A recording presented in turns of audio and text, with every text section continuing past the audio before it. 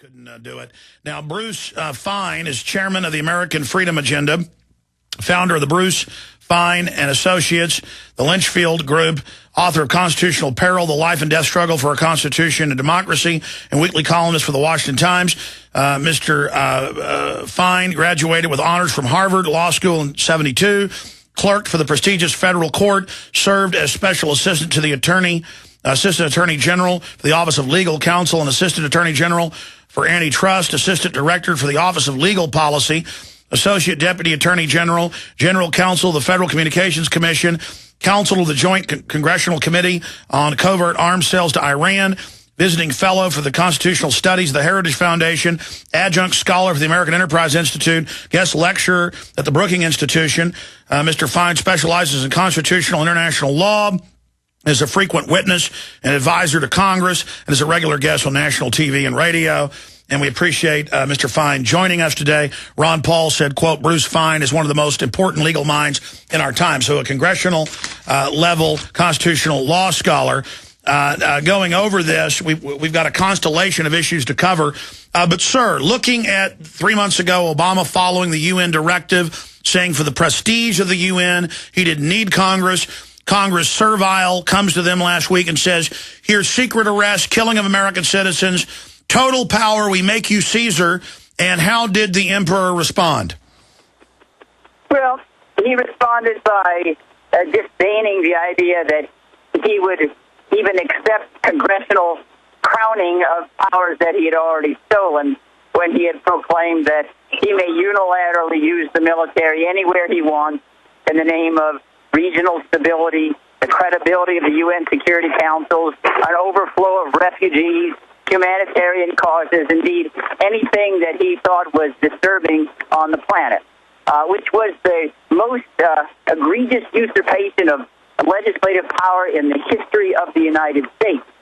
And he does that without blushing, without recognizing that he now has become the King George III, which was the object of our revulsion and repudiation in 1776. And it's truly astonishing what your former viewer or participant had said, that our founding fathers are being scorned. They're being sneered at.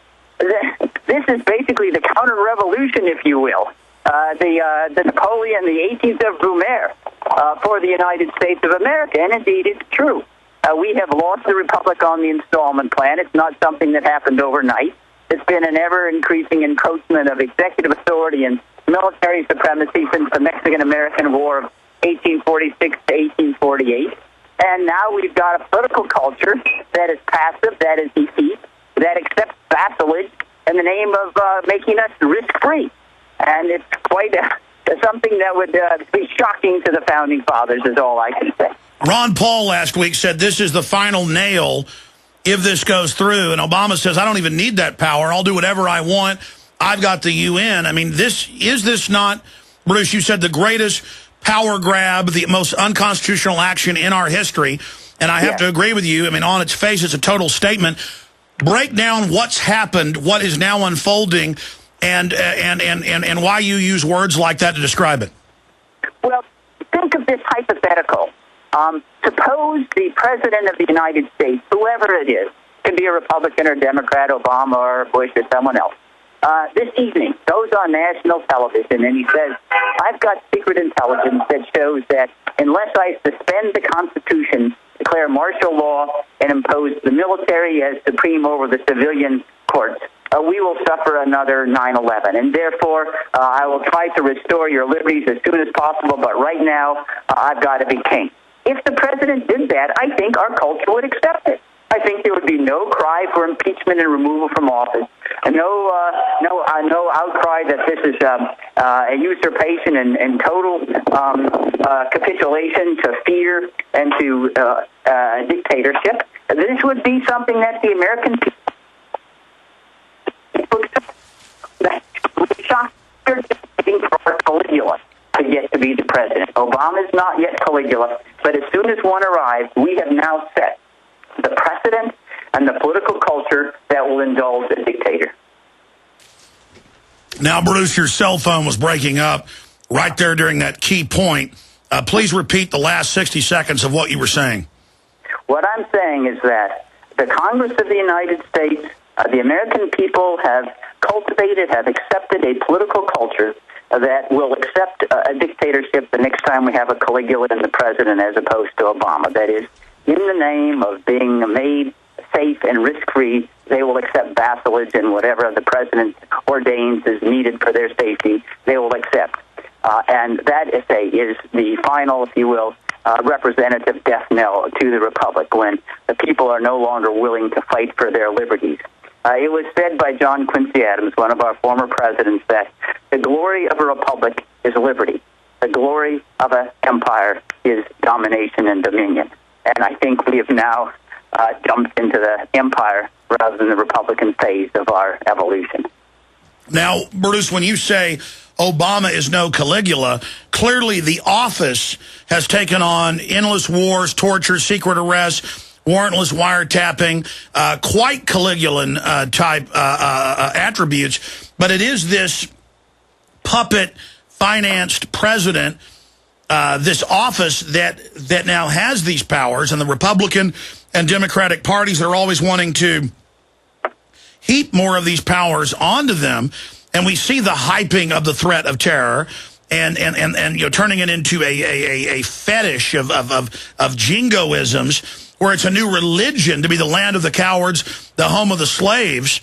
And so we're already there. I mean, there could be an event any day. And I think the general public is starting to wake up to a certain extent, but only to the fact that there's a problem. They have no idea just how bad it is. And a lot of people think, well, tyranny just means our government will go kill some brown people. But with that tyranny, you have the waivers for insiders to not have to get insurance, but your company does. You have the $4,000 fines for trimming your crepe myrtle tree. You have to get an environmental assessment for a fireworks display. I mean, we see the dam breaking and tyranny at every level just pouring in. Your comments on that?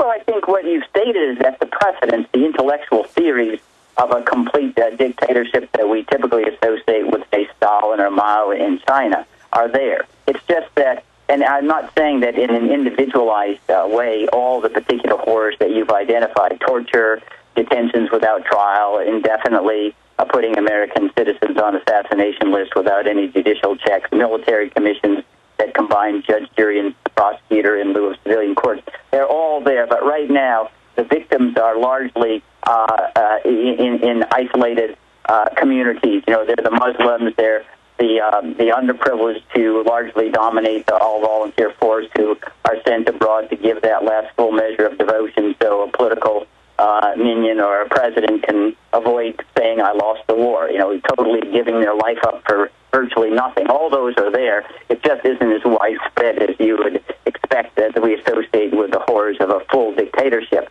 But I say, it's the earmark of a mature people to recognize when the precedents have been set and to draw the line there before we've fallen off the entire cliff. But the path to the cliff, it has been laid, as you said there. It's just a matter of time unless we retreat before we fall over. Can you comment on the Supreme Court really breaking down the Fourth Amendment 2 weeks ago? The Indiana Supreme Court saying, quote, officers can come in your house without warrants for any reason or no reason at all. That's a quote by the Chief Justice. New Mexico Supreme Court just ruled cops at traffic stops can take guns from law-abiding drivers for no reason. I mean, right now there seems to be a coming out of the closet. They built the tyranny, over the hill, but now they're rolling this juggernaut directly at us. Your comments on that, and why is there such a orgy now of hiking their leg on us, demonstrating the tyranny? What is precipitating that?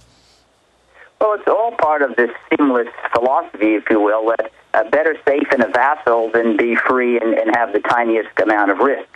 And let me just sort of put as a background here to these observations, the extension of the Patriot Act, the 3 provisions that are largely completely shown to be useless over 10 years in preventing any act of international terrorism, but all of them deviate from the fundamental Fourth Amendment principle that you don't disturb someone's privacy until there's probable cause to believe complicity in crime. And that has just been thrown out the window. And they're now admittedly thousands of times per state a year using the Patriot Act and non-terror related. Oh, yeah. Most of the Patriot Act authorities are going after drugs or organized crime or things that have nothing to do with international terrorism, or deportation, immigration crimes. But to go back to where we began as a country, it was in 1761 that James Otis was denouncing British writs of assistance. They were general warrants that enabled all the petty officers of the British to rummage through people's homes and businesses searching for contraband, etc. And the king at that time said, well, if you're innocent, then why do you care whether we come into your bedroom, And, if you have nothing to hide, let us be Big Brother and surveil every nook and cranny of your existence. And founding fathers said, well, we are born with unalienable rights, and one of those is liberty, and you do not have a right to encroach on our liberty unless you shoulder the burden of believing we're involved in crime. We don't need to justify our liberty. It's inherent of breathing and respiring as a human being. And that was the spark that led to the revolution, according to John Adams. So the Fourth Amendment, this idea of the right to be left alone, was not a marginal element of the revolution. Indeed, it was every bit as central as no taxation without representation. And the general idea was that the threshold of the government into your privacy was only authorized when there was probable cause to believe you or evidence was indicated of a crime. And that brings us now to the TSA. FBI can't stick their hands down your pants without a warrant. What are the feds doing now on the streets, school proms, if you haven't heard, running wild, first outside the pants, now in the pants of Miss America in Dallas? Are they not openly trying to set the precedent and break our will? Well, yes, they're trying to get us accustomed to the Big Brother state, to read George Orwell's 1984, that if there's it's a variation of what Dick Cheney called the 1% doctrine. It's even worse, it's about the 1,000,000th percent. That is, if there's a millionth of percent that something is true, you treat it as an absolute certainty like the force of gravity and proceed apace. And you could think that if any ordinary person lived his life with a 1% theory, you'd never get out of bed. If you treated everything as absolutely true, that was 1% or less likely to have happened, you'd be frozen and paralyzed with fear. Yeah, you could have a car wreck. Your children could be killed, and you've got a thousands of times better chance of dying from that than from terror, but now we've got to give up all of our rights because of terror. Very well said. What about in New York State, and they've introduced the bill, that all of the hotel cleaner people have to wear panic buttons because all men might be rapists because Dominique Strauss-Kahn might have grabbed a woman's rear end. I mean, this idea that government's going to keep you safe with a panopticon of surveillance, who keeps us safe from them? Yeah, exactly right. Who's going to guard the guard, And I do not trust the... And always remember this. The government can always do more mischief than any particular individual can. That's why if you choose between the two dangers, you accept the danger of the individual, because the government authority and ability to destroy your life is many-fold more than any individual. And that doesn't say that there's not going to be tragedies. There are. That's what life in some sense is about. It's inescapable. But would you rather face the danger of the mob or somebody in the street or a big organized government? Look what governments have done last century, killed hundreds of millions. Looking at Ron Paul's speech, the last nail in the coffin, and Ron Paul almost breaking down saying, this is just so over the top. Why would Congress in a servile way run to Obama and say, we want to make you king? Because Congress, given its supine, cowardly nature, it rejoices in escaping responsibility for anything. That's why you get line item vetoes. Give all the power to the president, and then you can't accuse us of doing anything wrong because we didn't decide anything except the potted plants that will adorn, our offices and our committee hearings. And that's where we've come to. It's a phenomenon of the Founding Fathers, as genius as they were. They didn't quite comprehend that one branch could be so effete that would readily yield in glee and clap at the surrender of their powers. But that is what is going on. Your audience would be stunned to know that when the Bush administration went to Congress, unlike Obama, and did get authorization for the use of military force in Afghanistan after 9/11, and did get authorization through delegation to fight the war in Iraq, the members of Congress were outraged that they were asked to vote. They said, hey, don't make us vote on this. That's bad. You just do it on your own. If it turns out bad, we can criticize you. So that's where we've come to. And until the American people vote out of office, all these ciphers there who do not want to do their homework and discharge their responsibility, it's going to persist.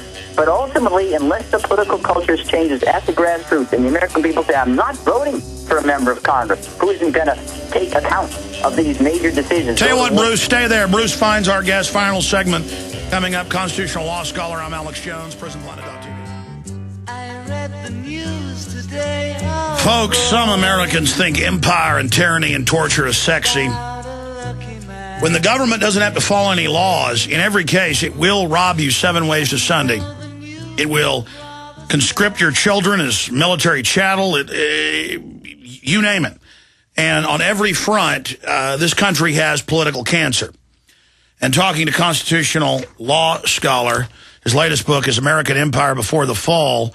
That's his new book. And we're now here at the Empire. We were talking during the break about Ron Paul's speech, but also the training manuals, the videos, the cop that called in earlier where they demonized the Founding Fathers. I mean, if I was a cop and they were demonizing the Founding Fathers, I would know you're demonizing America. But they truly think America is bad. It's such a mind trick. How do they do that, Bruce? Well, it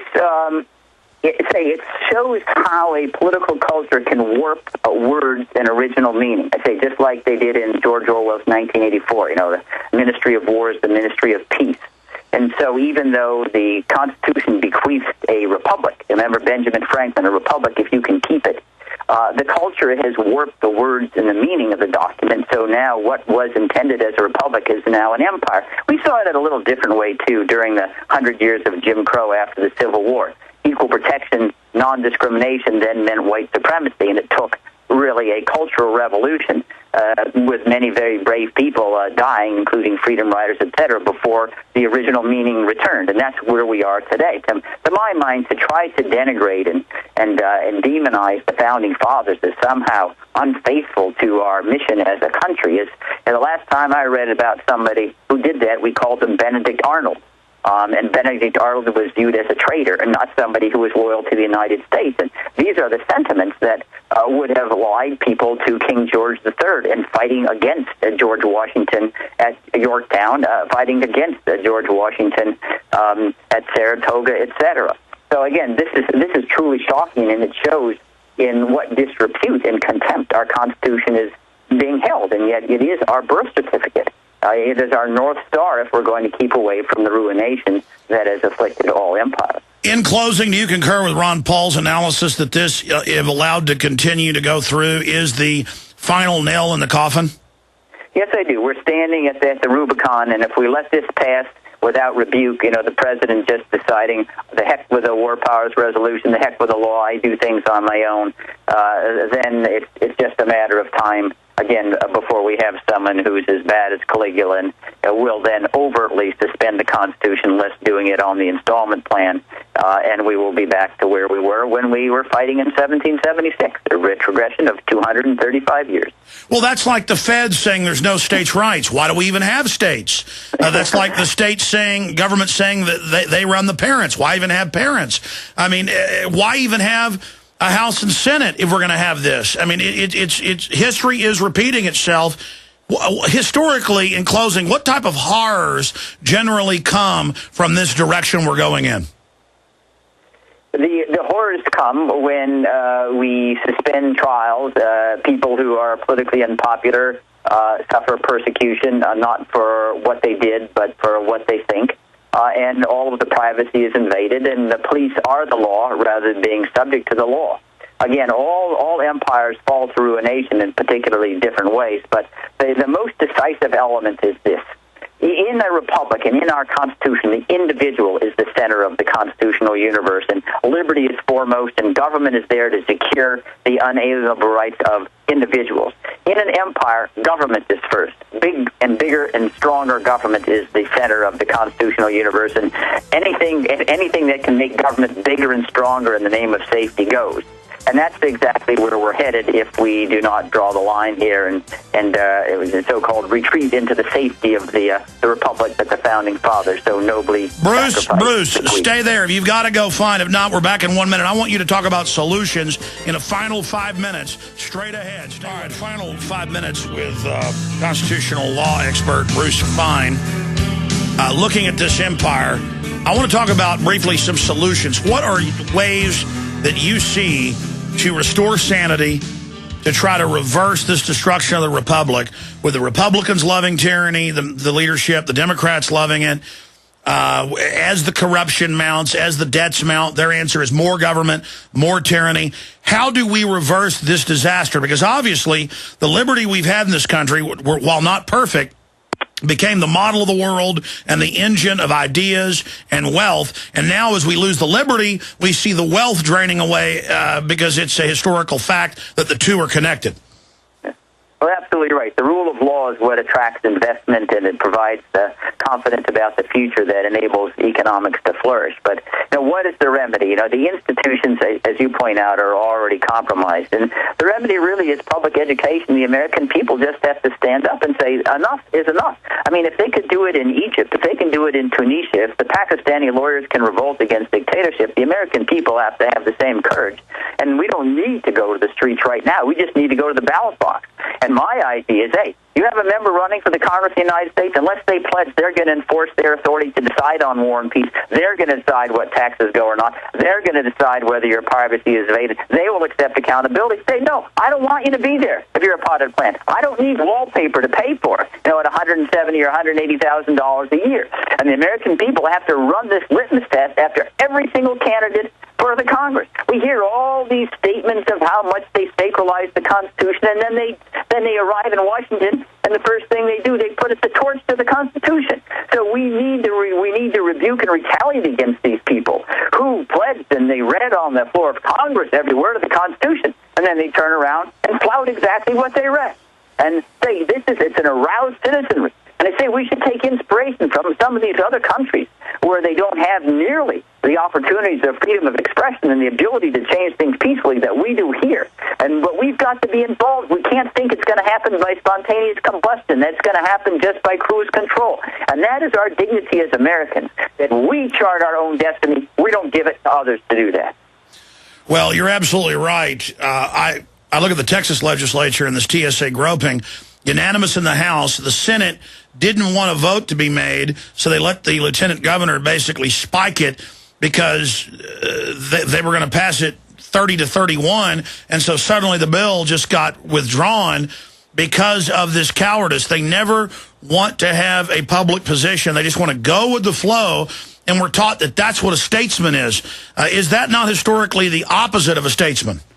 Well, that is right. It's what Dante in his Inferno, he writes that the worst places in hell are reserved to those statesmen in times of great moral crisis who declare their neutrality. And that's what these people need to remember if they think that they're going to go down on some kind of pedestal or make their way to Mount Rushmore. Ducking their responsibility like that is the opposite of what a statesman is. They are the kinds of people who were there when the Rubicon was passed and the Roman Republic fell into the Roman Empire. And we're not going to have to wait a couple hundred years for the empire to get really bad. I mean, look at where do you see us economically? I mean, it's unsustainable. We cannot continue to live this way. Just think of this. This should be truly frightening to your audience. We now, with a $14.3 trillion national debt, pay annually interest with interest rates about zero, of close to $500 billion. When the interest rate goes from 0 to 5%, now we're paying interest of $3 trillion. It is our entire budget is going to be paying interest on the debt. This cannot be sustained.